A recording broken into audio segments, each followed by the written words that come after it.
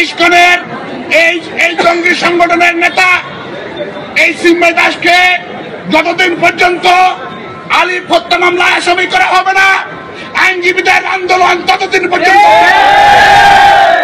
আমরা স্পষ্ট করে বলতে চাই, এই চট্টগ্রাম আদালত পাড়ায় যারা যদি কেউ সাহস করে এই চিন্ময় দাসের পক্ষে এবং চিন্ময় দাসের দোষরের পক্ষে কেউ যদি ওকালতি করতে চায় কিংবা ওকালতনামা দাখিল করে, সাথে সাথে এই কোর্ট বিল্ডিং এর তাকে গণফিরে দিতে হবে।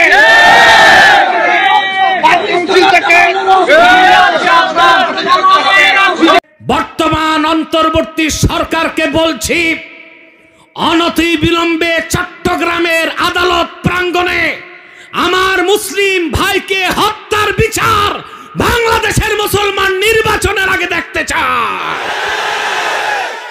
মানুষ মানুষকে এইভাবে মারে, তার গোস্ত হাড্ডি আলাদা করে দেওয়া হয়েছে।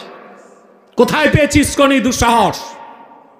বাংলাদেশে বিভিন্ন রাজনীতিতে ইসকনের দালালরা ঘাপটি মেরে বসে আছে।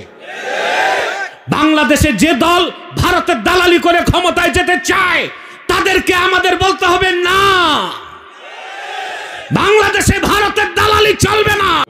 মিডিয়ার একাংশ, আমি শুধু মানে কোন দেশের সেটা বলছিলাম, মানে মিডিয়ার একাংশ তারা এটাকে যতটুকু পারা যায় একটা খারাপ পরিস্থিতির দিকে নিয়ে যাওয়ার চেষ্টা করেছে। কাজে আমাদের মনে হয়েছে যে আমাদের যে এখানে ডিপ্লোম্যাটিক কমিউনিটি আছে তাদেরকে বিষয়টাতে একটা ব্যাখ্যা দেওয়া প্রয়োজন, যাতে তারা প্রকৃত অবস্থাটা বুঝতে পারে। একটা দুটো স্ট্রে ঘটনা এখানে ওখানে ঘটে নাই, এটা কিন্তু যেটা আমরা বলি যে ঘটে নাই তাহলে সত্য বলা হবে, ঘটেছে দু একটা ঘটনা, কিন্তু দু একটা ঘটনা প্রতি বছরই দু একটা ঘটনা ঘটে, সেটা এই সরকার হোক বা অন্য কোনো সরকার হোক ঘটে। ব্যাপারটা হলো সেটাকে নিয়ন্ত্রণে নেওয়া এবং যারা এই ধরনের কার্যকলাপে লিপ্ত হয় তাদেরকে তাদের জন্য শাস্তি বিধানের ব্যবস্থা করা, তাদেরকে আইনের আওতায় আনা, এটাই হলো লক্ষ্য। এবং সেটা এই সরকার অত্যন্ত ডিলিজেন্সের সাথে সেটা পালন করেছে।